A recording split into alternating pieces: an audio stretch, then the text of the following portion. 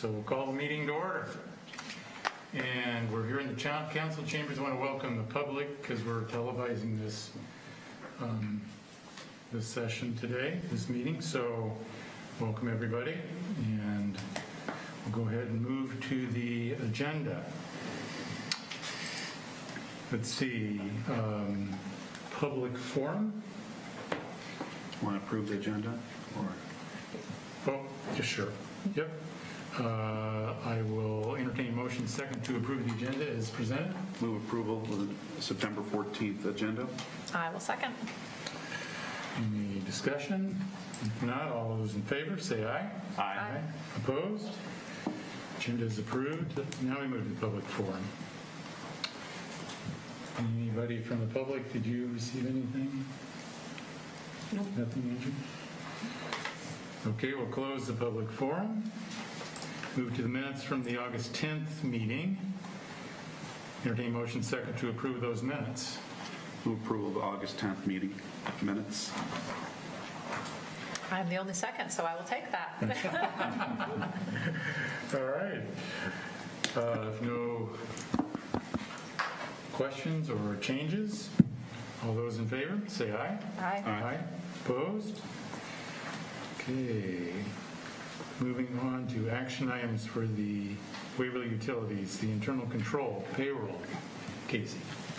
This month, we tested the internal controls surrounding payroll. The testing template and the results were attached for your review. We did not find any deficiencies during this testing. Okay, again, entertain motion second to approve this report. So move the payroll report. Second. Any questions for Casey? All right, all those in favor of approving the internal control payroll report, say aye. Aye. Aye. Opposed? Okay, that is approved. Information items, voice of customer report. Hello. Jess, and if you turn your dial to B, you'll see the report on your screen when they're presenting. Yeah, so let me know if you can see that on your screen. Okay. Well, great. Well, I'm Chelsea Morrison, and I'm here for Strategic Marketing Services from the University of Northern Iowa. And this is our fourth time that we conducted the Voice of the Customer survey for you guys at Waverly Utilities. So I'll just dive into my agenda here. I'm going to go through the methodology that we used for this year's survey, and then move into the survey results by topic area, and then go over some conclusions to pull everything together. So our objective this year was very similar to the last three surveys that we conducted, just designed to monitor customer feedback relative to current products and services, especially focusing on telecommunications, customer service quality, and then new this year we asked some questions regarding renewable energy and future services, and then we'll also take a look at the overall perception of Waverly Utilities.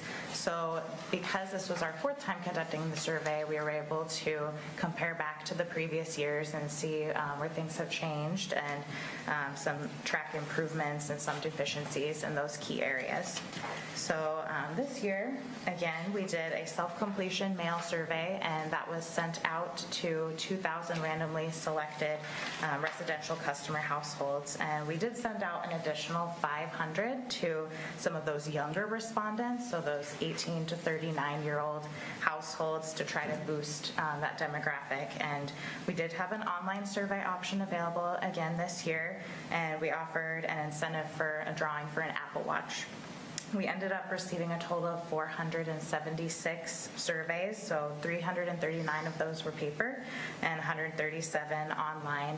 After we filtered through all of those, anyone who didn't answer the demographic questions or had skipped over questions, we took those out. So we had 412 usable surveys, which helped us to achieve a statistically valid sample, 95 plus or minus 4.59% confidence interval. So we're always striving for that plus or minus 5%, so that was a little bit under that, so that was a good sample. We did end up weighting the sample again this year, just to kind of help match those demographics by age group. So we had quite a few people in that 60 and above age group, and not as many in the 18 to 39. So weighting the sample was able to kind of elevate the voice of those younger demographics and diminish the voice a little bit of the 60-plus-year-olds. So we do recommend for the next study to develop some other methodologies to really reach that younger demographic. We did do some Facebook ads and some social media ads, but maybe even doing some intercept interviews, actually reaching people in where they congregate would be helpful. How much did you have to adjust? It's in the final report. I can look it up for you maybe afterwards, or Christy, if you have that handy. I believe it was, let me see here.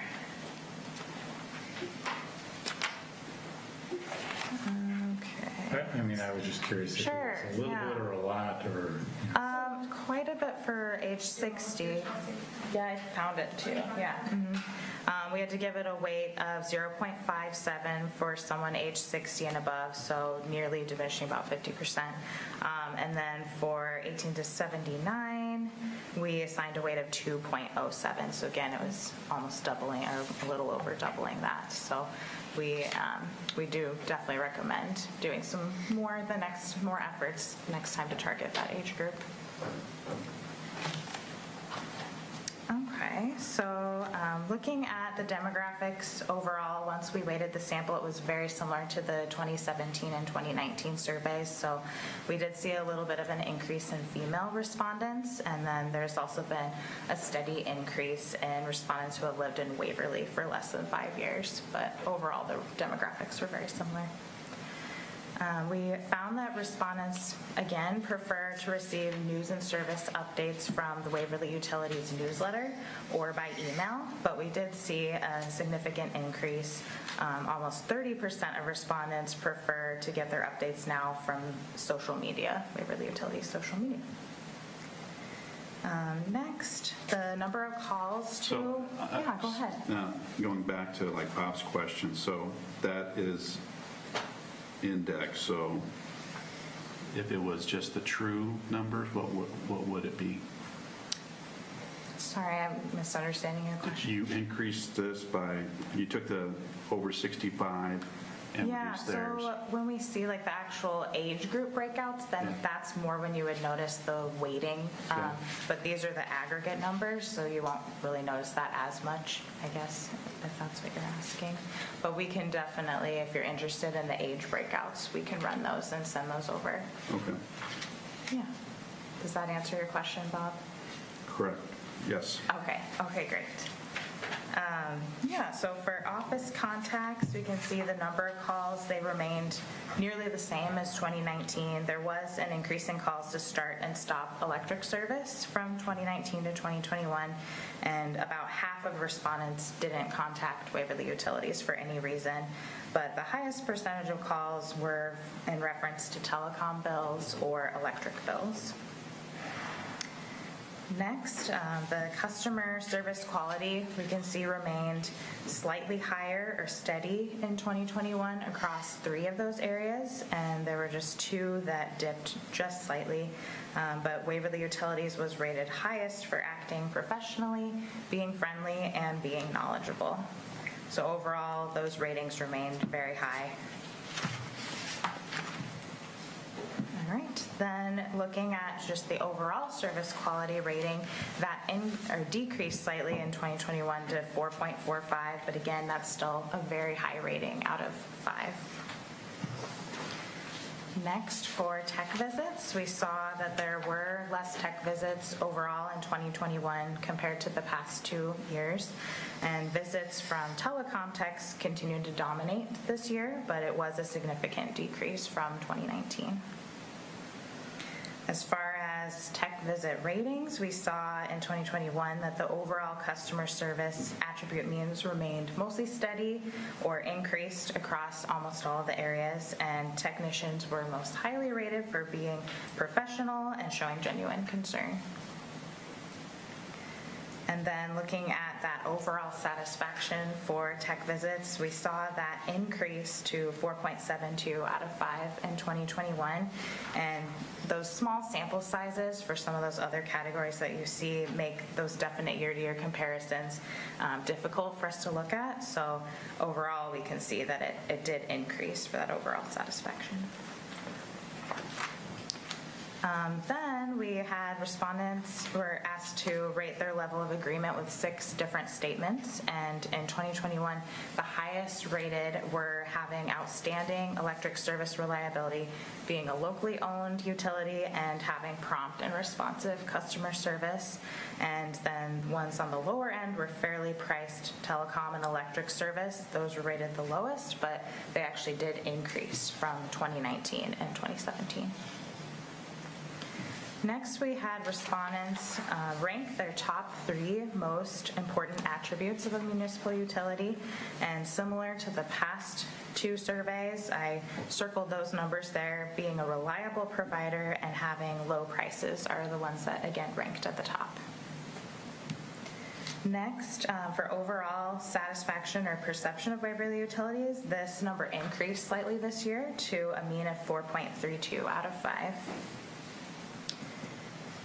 And then, new this year, we did ask a question about COVID-19 and if there was any sort of impact on satisfaction ratings. And we found that overall, the majority of respondents reported that it did have no impact on their overall satisfaction of Waverly Utilities. And actually, a total of 18.8% reported a slight or significant positive impact on their overall perception.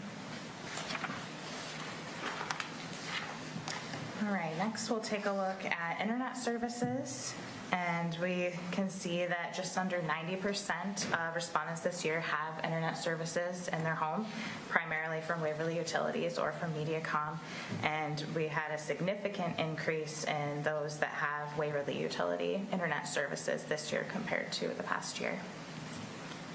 And then for those who are not currently using Waverly Utilities internet, over half said that it was too expensive. And then there were about 35% that expressed other reasons. So I have those listed in that chart to the right there.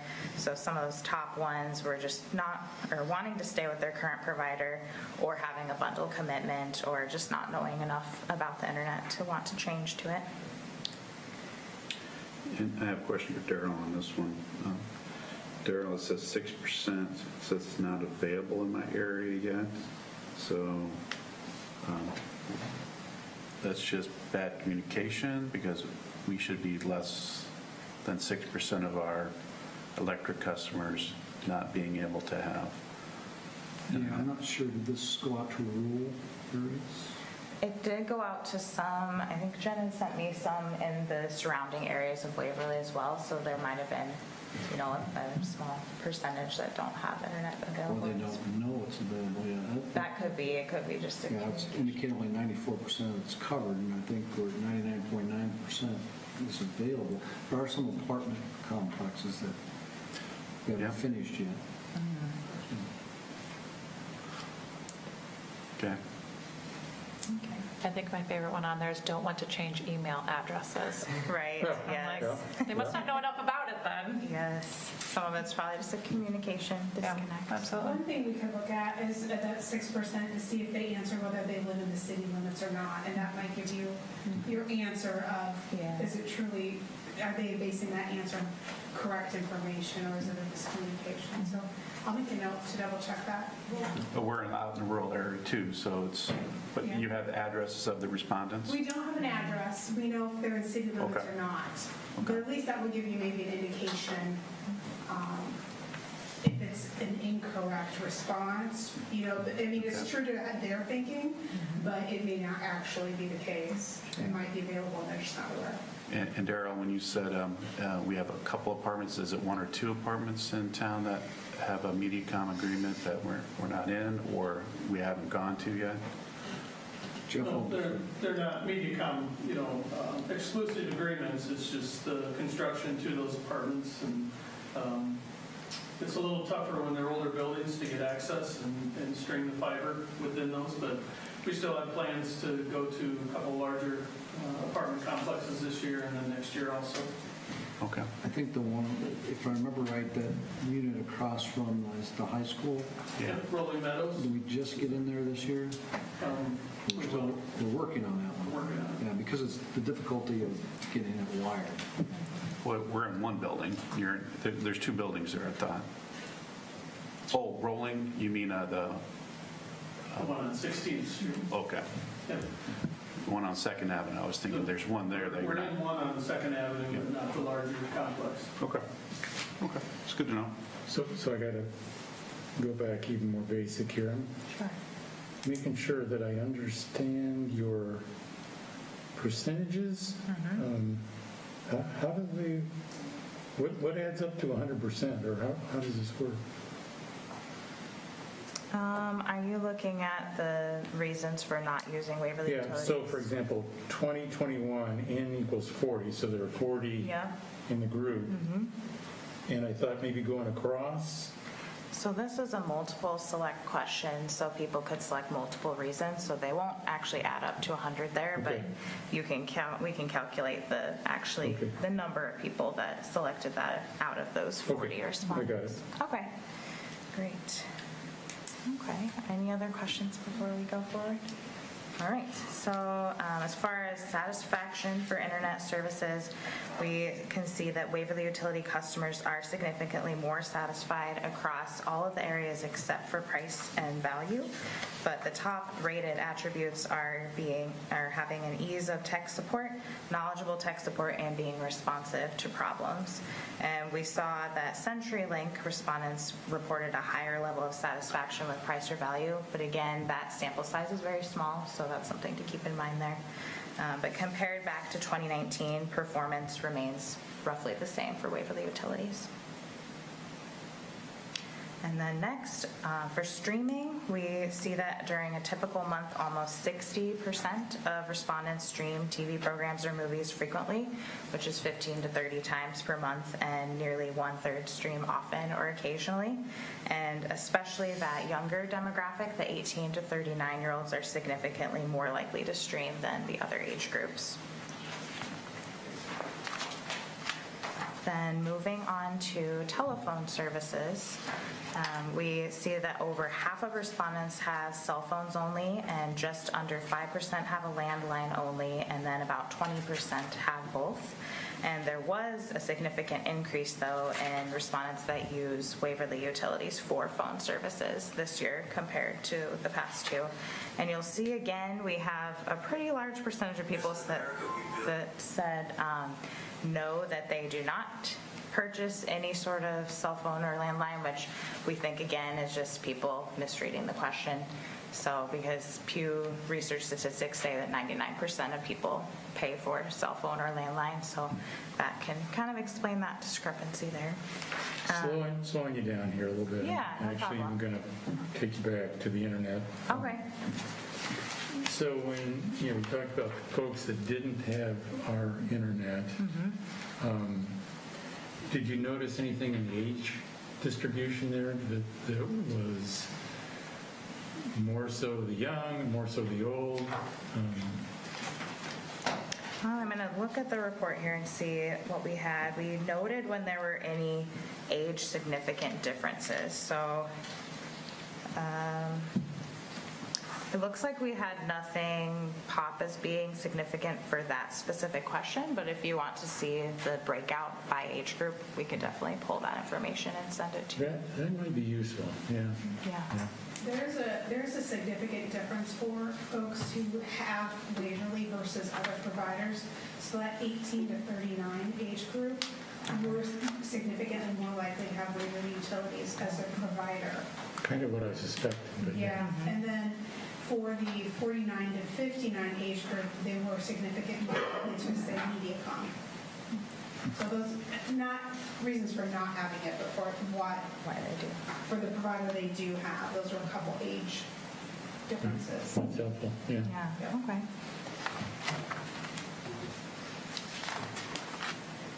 Okay, so So I think we were at the motivation for having a landline. And we can see that about 44% of respondents have a landline purely for emergencies or E911 service. About 37% have it as part of their telecom package, and just over 25% have it for their directory or phone book listing. Did I skip one? No, I'm sorry. Okay. All right, and again, there were those other reasons that were listed, most to be used as a backup for cell phone, and then the other ones were only mentioned once. Then as far as satisfaction goes, Waverly Utilities continues to outperform competitors in all of those 4 areas, and the top rated areas were sound clarity and reliability. And the ratings from 2019 to 2021 decreased just slightly. New this year, we asked a question about community engagement, and we found that on a scale of 0 to 5, over 90% of respondents do believe that Waverly Utilities should engage in supporting community activities beyond just providing utility services, and that was a mean value of 3.63 on that scale of 0 to 5. So about 57% of respondents reported high and significant engagement that they would like to see. Then moving into cable television, we can see that the majority of respondents again have at least one TV in their home. This did decrease a bit since 2019. And then about 57% of respondents have cable TV services at home, and that was a significant decrease from 2019. But it was interesting to see that there was a significant increase in those that are using Waverly Utilities for their cable TV. And you can see that all of the competitors decreased quite a bit as well. And then for those who are not currently using Waverly Utilities for cable services, the top reason is that it's too expensive or the channel lineup is insufficient. And some of those other frequently mentioned reasons was that people just don't know enough about it. They said it's not available in their area, or they just don't want the hassle of changing providers. And then there were a few others mentioned as well. And the top channels that people requested were kind of all over the board, so I just listed a few there that were mentioned by respondents. And then aggregately, we can see that the main reasons that respondents chose their cable or satellite providers in 2021 was for local ownership, price, or multiple services in one bill. And specifically for Waverly Utilities, it was very similar to the aggregate. Local ownership was the top reason, followed by multiple services in one bill, price, or just not liking other providers. And then customers of Dish Network and DirecTV saw price and channel lineup as the top factors, while Mediacom customers viewed price as the top factor. Then next, as far as satisfaction goes for cable TV, Waverly Utilities received the highest satisfaction compared to other providers for knowledgeable tech support, ease of tech support, contact, and responsiveness to problems. And Dish Network, Mediacom, and DirecTV, they were rated higher than Waverly Utilities for channel lineup, and Dish Network rated higher as far as price and value. But again, it's important to look at those small sample sizes and know that that skews things a little bit there. Then next, as far as discontinuing cable TV goes, we saw that less than 5% of respondents discontinued in the past 12 months, and only about 1/4 of the people that did had Waverly Utilities. And the top reason for discontinuing was that programming quality had declined, followed by price. And there was also a very large increase in those that prefer online streaming. Then next, new this year, we asked some questions regarding renewable energy. So we asked a question about the level of support for Waverly Utilities continuing to pursue renewable energy sources if the monthly bill stayed the same or increased. by these different categories. And respondents had the highest support for the monthly bill staying the same, with a mean rating of 8.78 out of that 10-point scale. And the level of support, as we can see, it drops significantly when the monthly bill increases up to 10%, and then in the following categories, 11 to 20% and over 20%. We also asked a new question this year about climate change, and we saw that over half of respondents are concerned or very concerned about climate change, while about 10% are not at all concerned, and another 10% just preferred to not answer the question. Then we also asked about interest in new services, and respondents would most like to see home network protection and whole home Wi-Fi supporting Wi-Fi 6 to be added.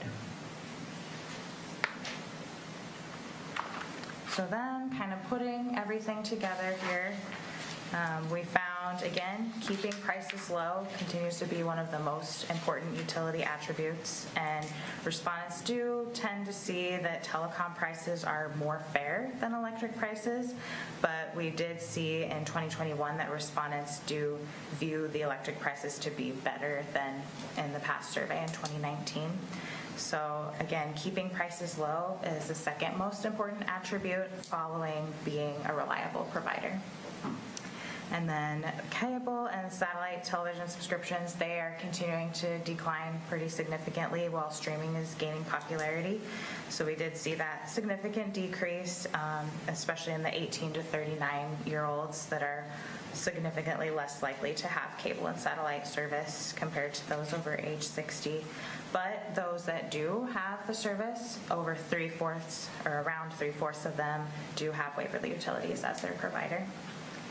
And then we can see that telecom customers are most satisfied compared to competitors, and they report the highest satisfaction across nearly all of the internet categories except for price and value. Telephone, all 4 of those categories, Waverly Utilities was highest again. And then cable TV, 3 of those 6 were rated highest. But the other ones that were a little bit lower were still high overall. And then those new questions we asked again, COVID-19, it really had no impact on the overall perception, so that's good to see. And over 90% of customers do believe that Waverly Utilities should continue engaging in community activities. And as we saw too, that low level of support for renewable energy sources if the monthly bill increases, so that's something to keep in mind. We saw that 87.7% rated their level of support at a 7 or above. And then again, there's that moderate interest in adding the home network protection and whole home Wi-Fi, and specifically respondents aged 18 to 39 are significantly more interested in those services. And so we can see that 2021 service quality ratings, they increased quite a bit since 2019 and 2017. And then across the specific product and service offerings, those ratings decreased slightly since 2019, but they still remain at high levels overall. And I think that's great with all of the curveballs that you guys were thrown with everything going on with COVID and power outages and so on and so forth. So we will see a little bit of dip year to year, but overall, everything was looking great. So now I'll open the floor to any other questions that people have. I have a question on, it says the 90% of customers think we should engage in the community. Is that financially? Is that like out and about? How is that question worded? Let me find that question specifically, how we worded it. So we asked, what level of engagement do you believe Waverly Utilities should have in supporting community activities beyond providing utility services? So we left it fairly broad. So that might be something next time we could dive a little deeper into, specifically financial or something like that. Thank you. Now, I know you do other utilities. And this kind of same question as last year is when you look at the other utilities that you do, compare it to us, is there any concerning or any bright spots, plus and minuses, when you compare it to other utilities that you do surveys for? I would say a lot of the main points are pretty consistent overall, like with streaming gaining a lot of popularity. That's something that all utilities are kind of facing, those cable TV subscriptions going down. Trying to think if there's anything else that would stand out. Can you think of anything, Christy? We do this type of work a lot for municipal utilities versus public-private partnerships.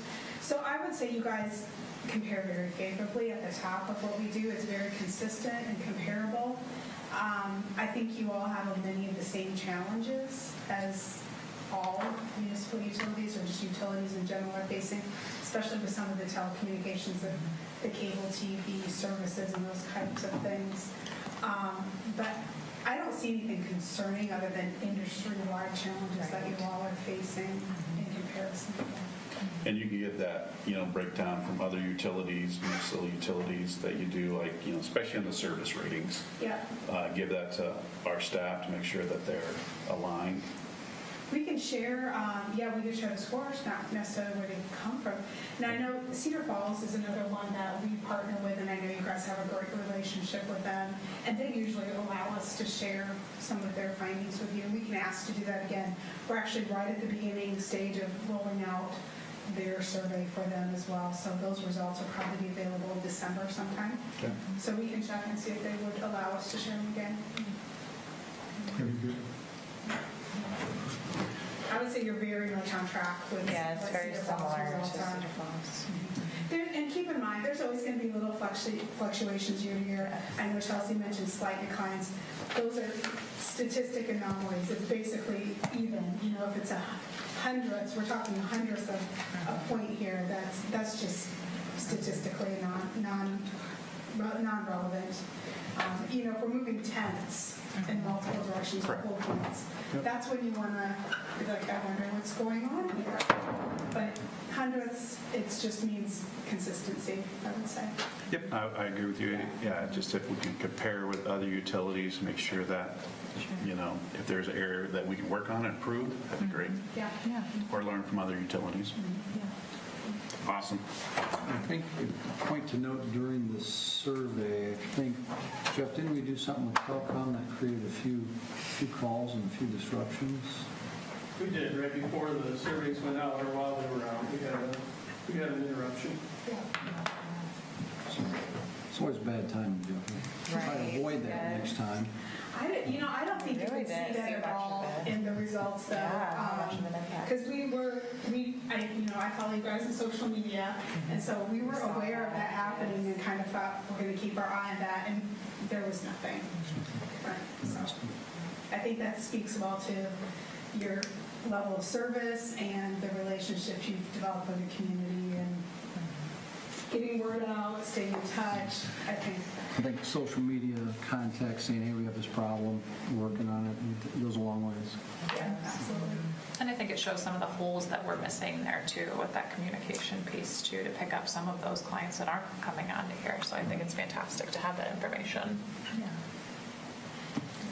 I think moving forward, the only thing I know Chelsea hit on this and I'm going to hit on it again, is weighting the sample is perfectly acceptable from a statistical point of view, but it's always better if our sample reflects more directly the proportion of the population, specifically by age.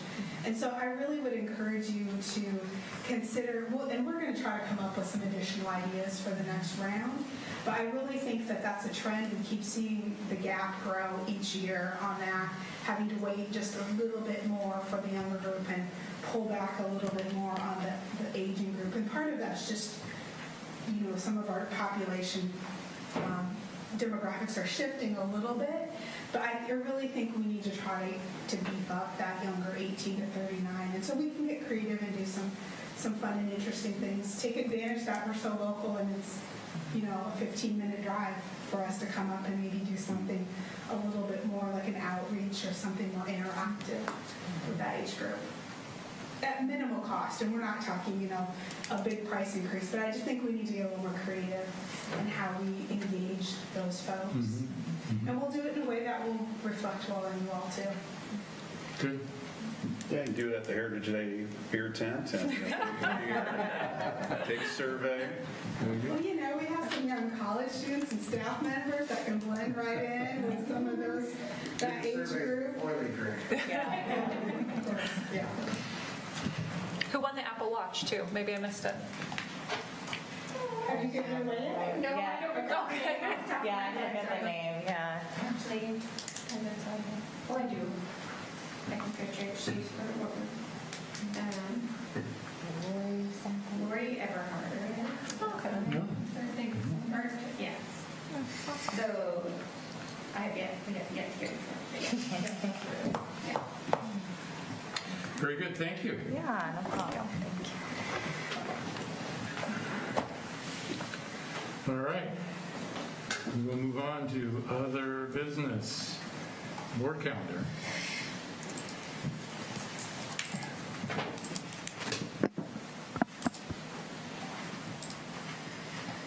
Anything to take note of there?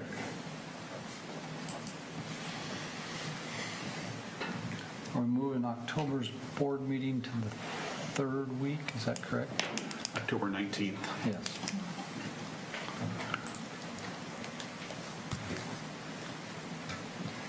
And we meet again here later this month for our strategic planning. September 28th. At what time in the morning?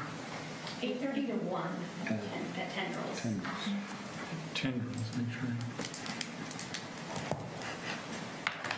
So that will be just the board and staff.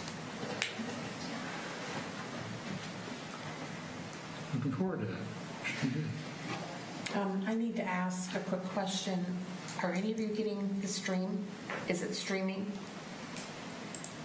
Usually you can pull it up on YouTube and I Well, can. because I got a text from the office that they said they can't see anything. So I did go and tell the office, but I mean, my microphone's not on, so I'm not sure that it's.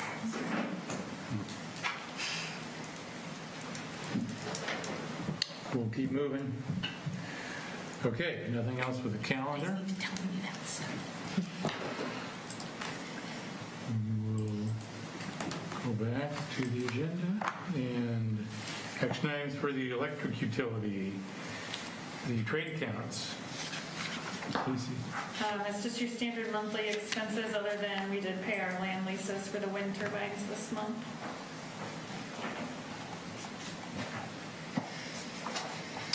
Entertain motion second to approve trade accounts.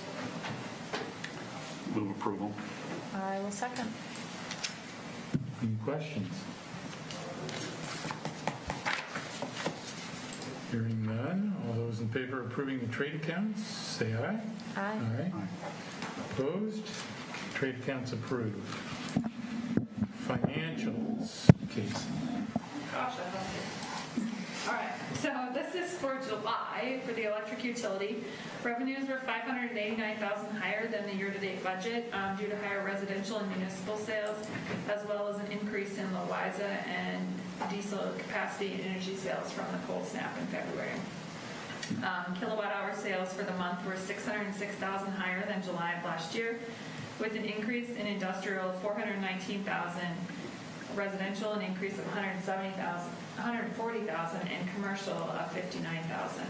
All other types of service were relatively flat year over year.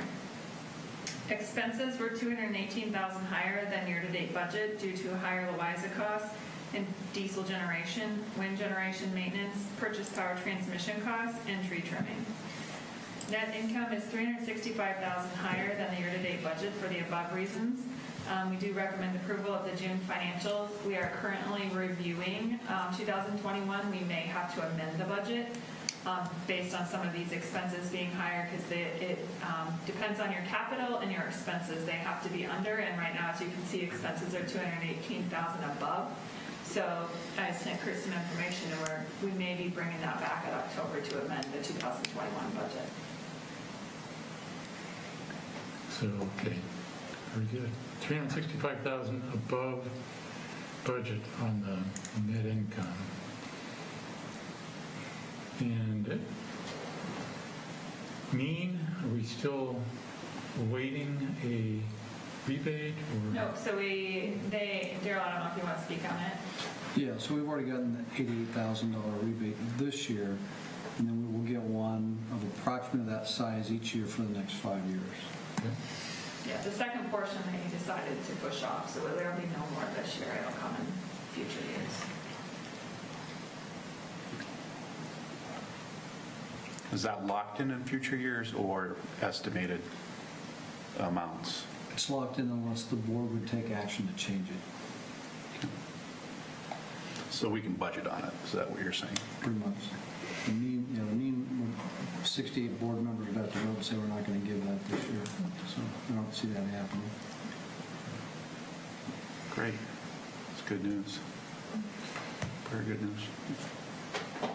So July heat was good.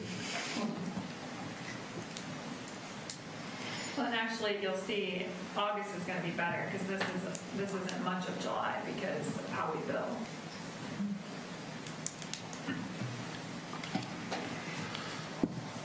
Any questions? Entertain motion second to approve financials as presented. Move approval. Second. All those in favor, say aye. Aye. Opposed? Financials are approved. Okay, moving on to resolution 21-21. Casey. This is the standard monthly resolution. This month we added some more meters and then we have a WISA and WS4 assets. So currently if we would choose the bond 18 months back, we can pull into that bond and right now we're at just a little over $1 million. Entertain motion second to approve the reimbursement resolution. I'll make the motion. Second. Any questions? Angie? Kettleson, Yes. Brunkhorst, Aye. Buckingham. Yes. Resolution 21-21 is approved. Resolution 22-21, the Waverly Ball Diamonds forgiveness charges of the city, to the city of Waverly. Who's presenting this? I can go talk about it. I think James was at the last meeting. His request was for the full 41,000 change to be forgiven back to the ball diamonds. I think we brought 2 resolutions before the board, one for the full 41,000 and a second resolution that would just donate the labor, which would be a non-cash donation from Waverly Utilities of about 17,000 and something. So it's for the board, which direction would you like to take on the ball diamonds? So I'll leave that up to you guys. You know, one of the things that we've talked about in the past was levels of recognition and, you know, how that would be done. Do we know any more about that from the Ball Diamond people? I don't think we heard back from James on what recognition other than doing that, maybe a check presentation, which we now have a photo op check we could use. I think that was the last we mentioned. So we could do a photo op.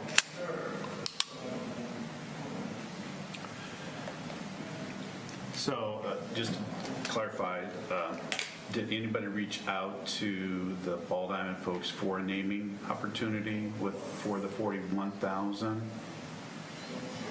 I don't believe we did for naming rights. So, Well, yeah, whether it's naming rights or some kind of a sign. Or correct. something. Scoreboard, something. You know, kind of where Bob maybe was going with this is I think there's a strong community support for the ball diamonds, okay? And just based on the survey we just saw, you know, the residents generally want us to be engaged in the community. And so I kind of like the idea of approving the 40,000 or whatever, 41,000. But I want the community to know that we did it, you know, and probably a little more than just a picture in the paper, something that's a little more lasting. So maybe push this off for another month. we could table it and get some more information. Yeah, and I'm similar to you. I would not consider option one unless there's some naming rights. Option two, I am okay with. Because once again, this is for this budget year. We didn't plan on budgeting for this, so this is out of the blue. This is not proper way to do things.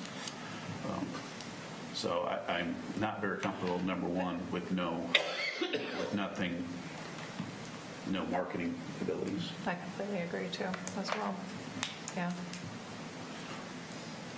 So Daryl, could you reach out and see what we could get for naming rights, or, like Bob says, a plaque or whatever for option one? At least we'd have that knowledge before we voted. Yep, we can do that. So I'd move to table this item until next month. Second. All those in favor of tabling, say aye. Aye. Opposed? All right, we'll move on to tree replacement funding, resolution 23-21 for the city golf course. And again, I can take this one. Jordan David came and saw us last month and mentioned that we replaced a lot of ash trees that were cut down because of the borer, an old ash borer. Want to know if the utility would contribute to this tree restoration at the golf course. We did find out at that meeting that Trees Forever did make a donation over a 3-year span. And I pointed out that we are the major contributor to Trees Forever in Waverly. We give $10,000 a year, and we have for the last 30 plus years. So just so everybody knows that in essence we did give money to the golf course through Trees Forever, but they specifically asked if we would go above and beyond that at $2,000 a year for 3 years.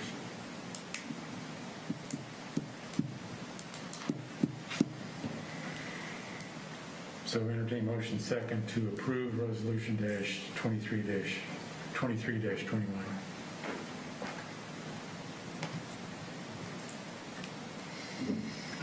Can I ask a question first? Sure. Do we know how much Trees Forever donated to them? Is this matching that or going above that? Yeah, they didn't inform us how much they were getting. Got it. I thought they didn't say last time how much. It seemed in my mind it was in the thousands of dollars, but a couple thousand already? Or? I didn't recall them saying a number. They did do it over 3 years too. It was so it's not a small amount. It's something that they're going to do over 3 years. Correct. I thought it was 5,000, but maybe. Yeah, something like that. Yeah.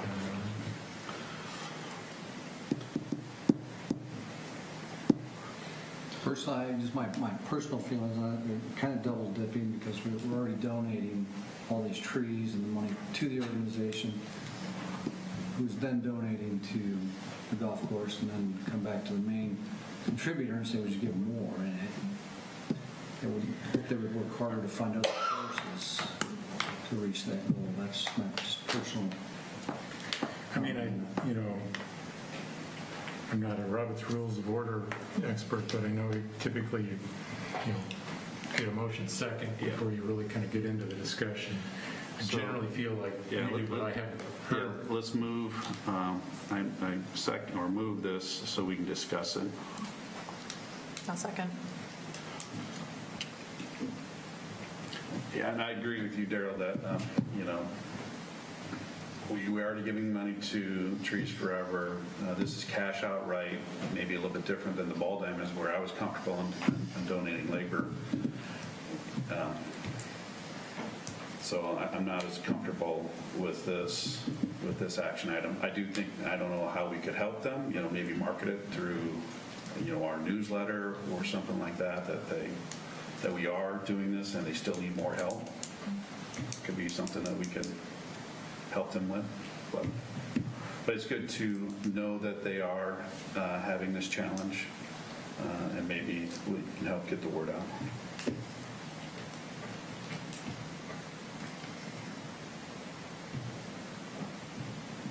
like that idea of put something in the newsletter. I generally agree. I'm not, this feels like double dipping and didn't budget for it. It's not a big amount, but I feel like we're already very supportive of trees in Waverly. And I feel like if they want more community involvement for people, I mean, we can bring volunteers to help plant those trees or do something like that to help give back to them, but still provide it too. Yeah, I agree though. So just think about it, maybe the Trees Forever could be on our newsletter, giving them the money and saying that they still need additional support. Not saying that we denied their request. Okay. Good spin. Now we need to vote on the request. Angie, can you call roll? Brookhorst, No. Kettleson. Nope. Buckingham. No. So we do not approve Resolution 23-21.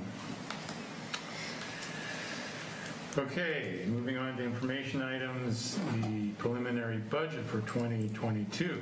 Casey. Okay, so this is the first time you'll see this, and then we'll bring it again in October, set the public hearing, and we'll do it for approval in November. So I'm just going to read through the assumptions. You guys have the full packet in front of you. So operating, I'm on page 3, by the way, if you're wanting to follow along. So operating revenues for 2022 are budgeted at $19,469,738. An electric rate increase of 2.5% across the board was included for 2022. Kilowatt hour sales for 2022 were budgeted flat with the 2021 kilowatt hour sales. The rate increase based on this provides an additional revenue of $376,000. Louisa diesel capacity revenues of $633,800. Local diesel capacity revenues of $633,800. Louisa and WS4 revenues of $2,862,660. Operating expenses of $18,104,900. There's an increase in salary wages of 4%, an increase in union wages of 2.75%, and a general increase in most expenses of 3.5% based on the current inflation that we're seeing. Purchase power rates, including fixed cost recovery charge and energy charges, were budgeted with no increase in 2022 based on our current knowledge. It does include $9,000 for a commercial production, $12,000 for a cost of service study, $20,000 for a cybersecurity study, $25,000 for a wind turbine study, and $75,000 for a hydro plant study. Net income is $1,235,838. This is before any cash transfers to the city. So this 2022 budget reflects our continuing commitment to exceptional reliability and service, as well as ongoing challenges associated with increasing regulation and emission controls, inflation, and supply chain concerns. Good. Two questions. The local diesel capacity revenue, is that taking into consideration we're down one engine? Not currently, no. But that engine isn't needed to meet our capacity obligations. So Okay. we're not losing money because it's non-operational. Okay, great. I did not know that. So that's good to know that that one engine wouldn't affect that diesel capacity revenues. So how that works is we've got 15 megawatts committed strictly to mean at a set price. We've got 15 megawatts that mean takes on an annual basis. They can either take it or not, and they have each year. And then the remaining 6 megawatts is put into the MISO market. And the MISO market doesn't pay us anything. It's down. It's so low that We don't use it. we don't sell it in the MISO market. So being out that one engine hasn't hurt us at all. It's good to know. And then for the public, I'm not sure if the public is on or not, but if they were on, could you describe the wind turbine study? And it's probably more for Daryl. What are we asking for the study in a high level for that study and the hydro study? Basically, we need to project out what, on the windmills, what's the lifespan left on them, economical lifespan, and what would the cost be to try and upgrade those windmills to either the same, they would have to be the same outputs based on our main contract. Are you doing all three, or Skeets is coming to end of life? Is it focused more on Skeets, or is it also focused on Cannon 1 and 2? I believe it's just Skeets. Skeets forward. Yeah, Skeets Farm. Okay, because that will be coming end of life in a couple of years. So, It's there now. And then the hydro plant is, I believe it's over 100 years old, well over 100. The walls are deteriorating, the building. We need to have an in-depth study on that building, on the hydro units themselves, to give us some direction on whether we need to continue to operate it or dispose of it, or somewhere in between. So it's kind of a more in-depth study on what we may or may not do with the hydros. Would that include investigating potential grants that we might be able to receive? I don't believe that is looking at any grant money. For engineering. Okay. I do think it's very good that both of these are included in the budget for next year. and someone asked me about the hydro, and I couldn't tell them definitively. With the bladder dam, it reduced production, but was that like a 30% reduction in production, or about what percentage loss did we have because of the bladder dam versus the old dam? Old numbers, I don't have that. Okay. You know, when we looked at it last month with Chris, or whatever his name was, I think it was more than that. Okay. I didn't know if it was 50% or 30% or something like that, but if you can get back, that would be good to know. I remember it being a significant. Question on the 2.5%. We're in the fifth year this year of our, no. Well, you have had 4 years of revenue neutral. So 4 years, no rate increases that are, or what we have, changes we have made have been Right. revenue neutral Right. for us, so yes. When we had Dave Berg last year, he mentioned that by 2022, we'd probably need to take a rate increase.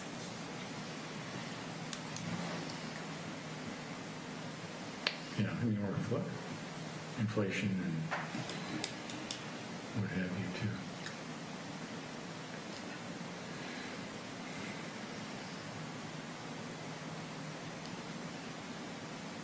Other questions, comments?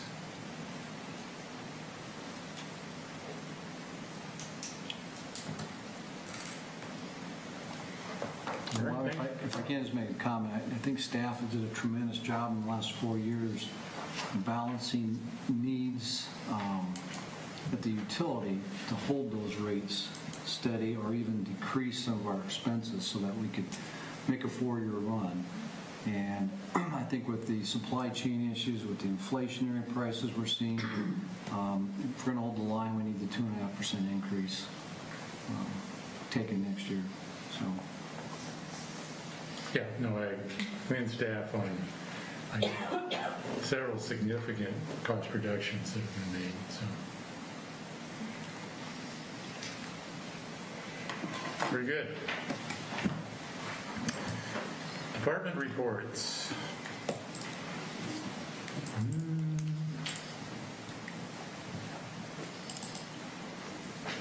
Okay, we're with Casey again. So the CSR staff continue to perform the day-to-day functions of billing collections, including setting up new accounts, closing accounts, and making collection calls.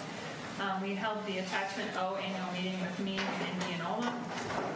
We've been working with Bergen to get the new server set up for the Cogsdale upgrade that we talked about. We completed the kickoff call. Dean has started to try to do the upgrade, but he's working through with Bergen for a few hiccups on the servers, but hopefully by the end of the week we'll have the upgrade ready for us to start basically testing everything we do all day long. And then I completed the preliminary budget for 2022.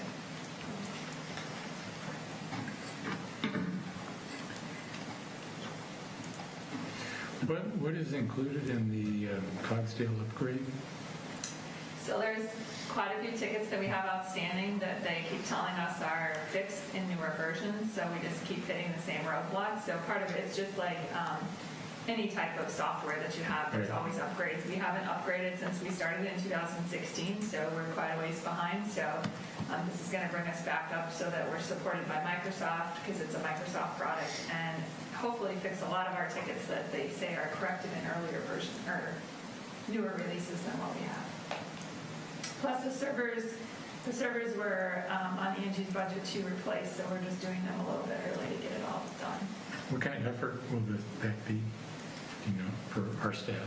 It's going to take a lot from the front office and Cheryl, my accounting, and me, just because basically we got to retest everything that we do on a regular basis to make sure from, the beginning of setting up a customer to billing a customer to then paying that everything works like it should. So we'll actually put all CSRs will end up getting access to this new environment, and when we talked about giving each CSR rotating days, but everybody gets like 30 minutes to an hour a day just to, as long as we have no other electric or telecom issues, to come off the phones and play around and do what they would do to test to make sure everything works like they expect it to. And hopefully better. That's right.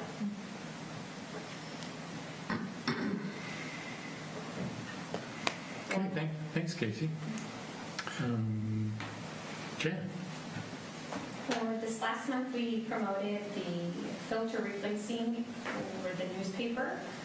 It's just a reminder to let customers know how that is an energy efficient way to let your furnace and or air conditioning run a little bit better. So that was the promotion that we used.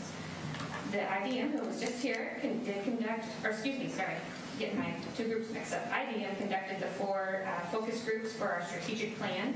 So we did have those. I know both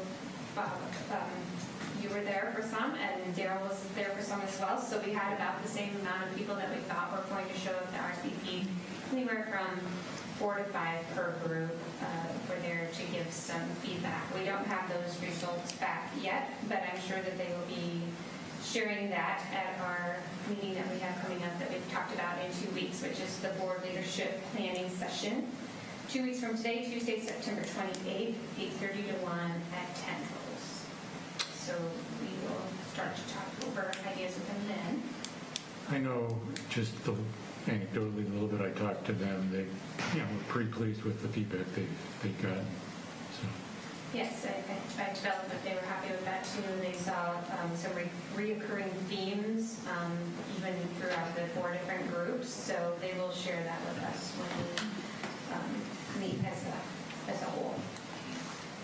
There were some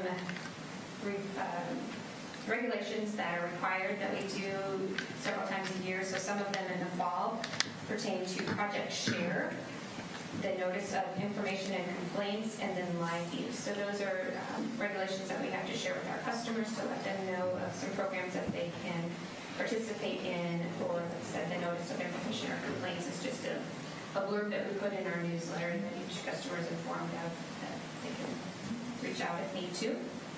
And then monthly electric social media posts as well. Very good, thank you. Kurt? So staff last month focused a lot of work on getting things wrapped up towards the end of our construction season as we started to approach that anyway. So we did some overhead underground conversions along the Hilton Avenue, Crestwood, and London Street Southwest areas of town, as well as some guy wire relocations of the Waverly Health Center for the renovation project that they have ongoing. A good chunk of the month was related to storm recovery. We had 2 back-to-back storms 2 weeks apart from each other on August 10th and August 24th. Both those storms had minimal impact in the area, mostly in a rural area where we encountered tree issues and tree debris again, affecting some of the lines. The incident on August 10th created a problem on one of the reclosers on the southeast farm line, where the recloser failed to operate correctly and caused probably a little bit longer outage than what we expected. So a recloser is designed to have a line interruption, hit the line, and it will cycle to, if the line clears, it'll bring power back on within a couple of seconds. in this situation, the recloser did not operate correctly and created an outage for us. So that recloser failed due to age. Luckily, I had already submitted my budget request for 2022 to replace that recloser. So it'll be getting replaced next year. Upon budget approval this year, will be in November. We'll be ordering that right away. Our lead times on our equipment's getting out there. We're probably the last update I just talked to the distribution planner on is probably about 10 months to get this in. So get that on order as soon as the budgets are approved this year.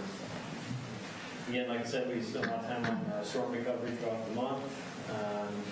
We pick it back up on a project on Heidi Avenue where we're relocating about a quarter mile of overhead line underground. It's kind of just been an ongoing project as time allows and budgets allow. Generation staff finished up weed control and tree trimming around the distribution system in August. Mostly that involved spraying for weeds in the ditches, around cabins and poles. And we've got that wrapped up now. Performed some maintenance work on the north wall pumps 1 through 3. Dry couplings that begin to fail from deterioration of age. Those couplings were replaced with new along with new safety shrouds. And then we also had a notification on Monday, August 23rd at the South Load Center where the generators are operating or reside.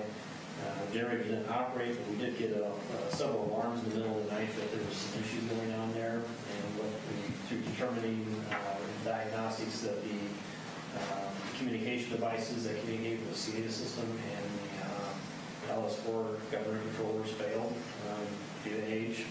We were able to bring an engineer in and get around that equipment to where we get the Southwood Center back online and available for production if needed. We're currently working and getting quotes from vendors and engineering right now to get permit repairs made on that equipment. So Kurt, if I can interject there, Bob commented earlier about diesel generation. If those engines don't come up and run, then we're looking at substantial, potentially half of that revenue not coming in. So we need to get it fixed as long as the capacity agreements are there.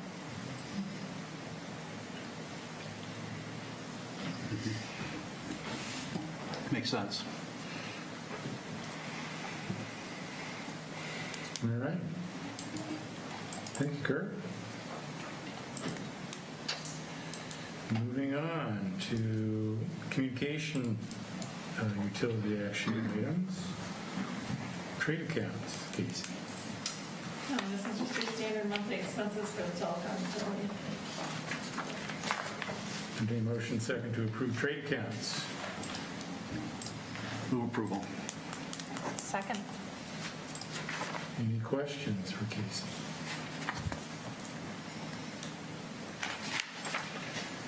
Hearing none, all those in favor of approving the trade accounts, say aye. Aye. Opposed? Trade accounts are approved. Resolution 24-21, change order for MP Next Level contract. Entertain motion second to approve Resolution 24-21. Move approval. Second. Jeff? So this is a resolution to expand the work that MP Next Level is already doing for us on the Rustic Hills, Joplin area 260th. So when we brought this topic to them, knowing we might have some constraints from contractors next year to see if they were interested in continuing to do some work out on the Walnut Court or the airbase area, and this is specifically the residential homes. Next year we may look at the apartments that are a little further north, but this is just the 19 residential homes. So what we're proposing, and there's two options in here, but what we're proposing and recommending is that we extend our services to that Walnut Court area, that little horseshoe area that's out in the airbase. And the price tag for that would be about 10% of our total current spend with MP Next Level of $37,000. And that number does not include material or any variable expenses. I don't expect any variable expenses, but we included some in there. The material, I would say, would probably come in somewhere around 20% of that 37,000. But the payback would be just a little over 5 years if we have a 50% take rate. The other option, if you're not inclined to extend, is to extend the date for MP Next Level. So we've had some trouble getting in contact with potential customers out on Rustic Hills, Joplin, and we want to make sure that we can provide service to all of them. We're down to about probably 10 or less right now, and I think we've got everybody, but we just need some more time to close up the agreement with MP Next Level. So, question. So Jeff, on item 1, let's go to the air base. And you said we wouldn't go to the apartment complex, but would we be able to do it ourselves next year, or would we have to hire someone again, or what? How? Yeah, it'd be a much smaller price point, but we would set up whatever work we're doing in those residential areas to feed those apartments. But there's potentially 54 apartments out there, so depending on our workload, right now I would say we probably have to use a contractor, but we're talking maybe 6 to 8 buildings with 8 units per. So there's some savings there just because we're not going to 100 homes or 50 homes. There's some businesses out there still? There are, yep. Okay. So we're going to make sure that we could extend it more easily. The design of the fiber that we build around those residential homes will give us access to go back in those apartments. Okay. No, I think option 1 is, for me, it's a good option. Did we do a study out there of how many of those people's wanted to be on Waverly Utilities? We did back in 2020. We did that survey. I think their interest or take rate was similar to everybody else that responded in those rural areas. We didn't get a ton of response, but I think it was, in that 70% interest, that if it were available, they'd take it.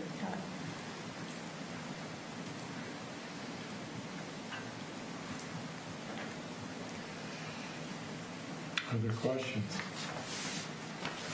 Comments? So I'd like to move Resolution 24-21, change order number 1. No, second. Angie? Bronkhorst, Aye. Kettleson, Yes. Buckingham. Yes. Resolution 24-21, option 1 is approved. Okay. Information items for the communication utility department reports. And we're back to Jeff. So MP Next Level is continuing to do the drop installations out on, they're done within that Rustic Hills development, which is on the east side, and working primarily on 260 at that gravel section. So they're getting close, and once completed there, they'll then move into the Walnut Court area. We are slightly delayed because of the ETI upgrade, so in adding capacity in Zone 4, so we're still finding some issues primarily with commercial accounts and the provisioning that we need to add capacity in Zone 4, which will require us to take a switch offline, which could create significant issues for our current customers. So we probably need another couple weeks before we can add that capacity and start contacting customers to activate their service. It's been an exciting month. So Kurt mentioned some of the weather incidents. We dealt with some of those once power was back on. We saw some outages with equipment, customer contacts as far as getting services back up. Along with that, we had a contractor hit our west line going down to Cedar Falls, which drives New Hampton. They hit that fiber. Everything was marked. So, I think we have most of the damage cleaned up, and we'll be sending them an invoice. We also had some rodent damage. Even though we do inspect these areas, it's hard to stay in front of them. We had some rodent damage, I think, over the Labor Day holiday that impacted our west route. Fortunately, we have redundant routes to Cedar Falls, so Waverly Utilities customers weren't impacted by these outages. It was New Hampton, which we carry from New Hampton down to Cedar Falls Utility. They had outages during these times. And then prior to final repairs on when the contractor hit the fiber, we had some type of animal stomp or step on the fiber that we had laid on the ground temporarily and cut that. So we were happy to get that work completed. It's back in the conduit, everything's spliced, and we hope it doesn't happen for another 5 to 6 years.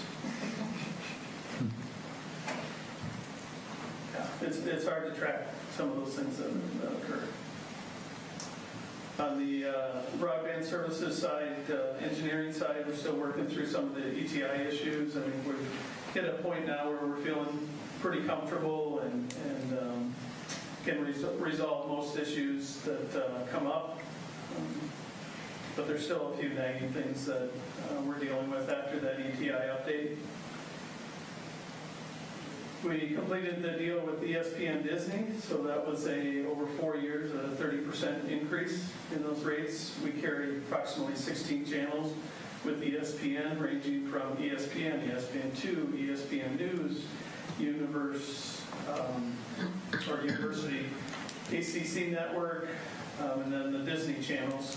So pretty sizable increase over 4 years. And then we held a monthly meeting with IPTV owners. A lot of that discussion was on the sale of KWWL for those owners that are in the Waterloo Cedar Rapids VMA. And then just some future technology updates that Cedar Falls Utility provided.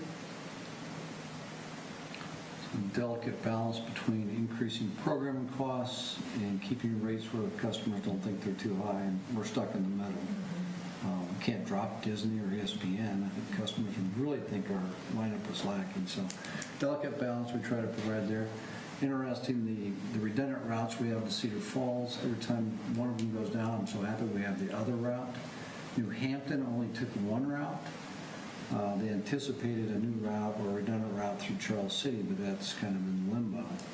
And he reached out to me and said, hey, this is like the third time it's gone down. I said, I really advise you to take that redundant route option we gave you so that when we go down, or one site goes down, you're not down for the repair time.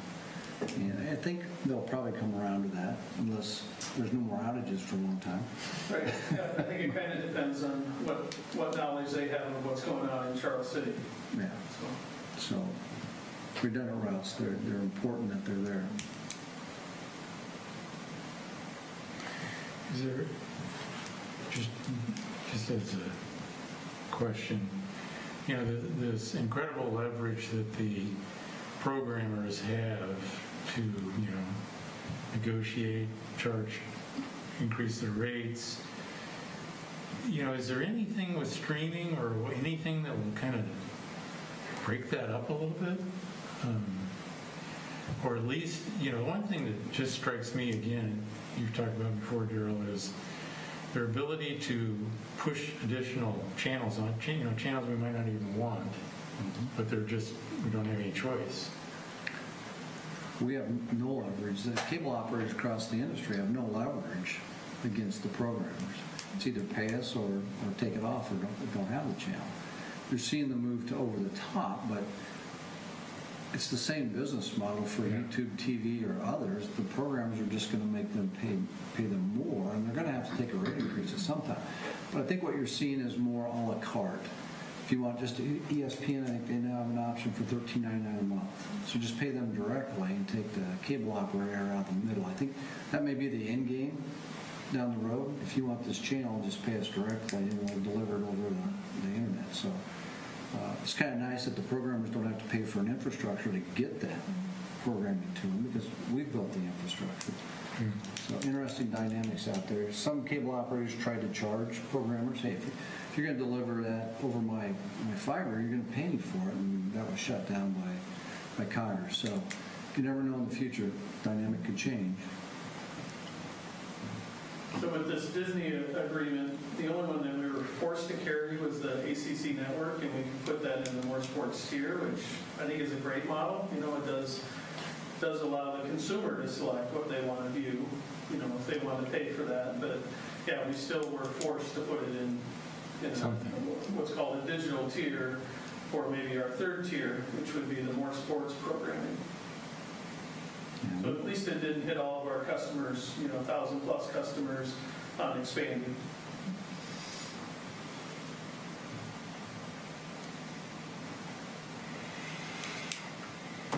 Very good. Thanks, Jeff. Casey? CSR staff continue to perform the day-to-day functions of billing and collections, troubleshooting service issues, processing in-office reconnects and disconnects, and keeping the install schedule full. We completed the ETI upgrade with Jeff's team on the 18th and continue to work through a few lingering issues with the ETI. And then the same as what we had on the electric side, you know, we're working on the Cogsdale upgrade, and then completed the preliminary budget for 2022. Hey, Casey, for the Cogsdale, I mean, you said we haven't done an upgrade for like 5 years. What is the plan? Is it like every 2 years, every 3 years? What is the plan going forward? I would say as the servers are needed to be updated or the programming is updated, we can, going forward, we used to have outside service that Ryan that helped us with implementation and everything, and he went silent on us, and we found out he went to another company. So we can work with Cogsdale in the future, whether we decide to do it annually or every 2 years, get upgrades, new releases, instead of having to do it all at once like we're doing right now. Yeah, I would advise some schedule, but maybe not every year, but at least every other year. Otherwise, it's a big thing to bite off. So There are some integration requirements between ETI and Cogsdale, so we'll have to plan for both of them. okay.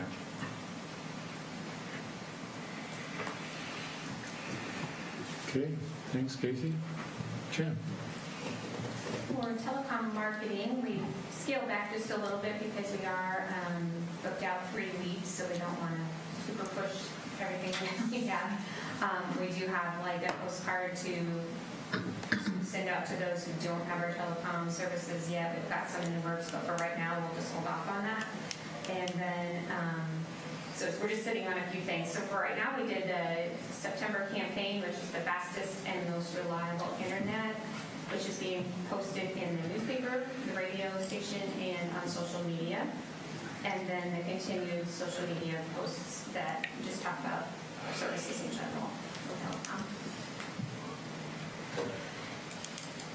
Good. Pretty good, thank you, Jen. All right, per Iowa Code 22.7, confidential competitive information, I entertain motion second to move into closed session. And Bob, before we make that motion in a second, I would like to add, according to Iowa Code 21.9, to discuss union negotiation matters. Oh, okay. So we can add both things into this, because telecom does fall under the union as well as electric, so we'd like to add that to the closed session. Entertain motion second to move to closed session.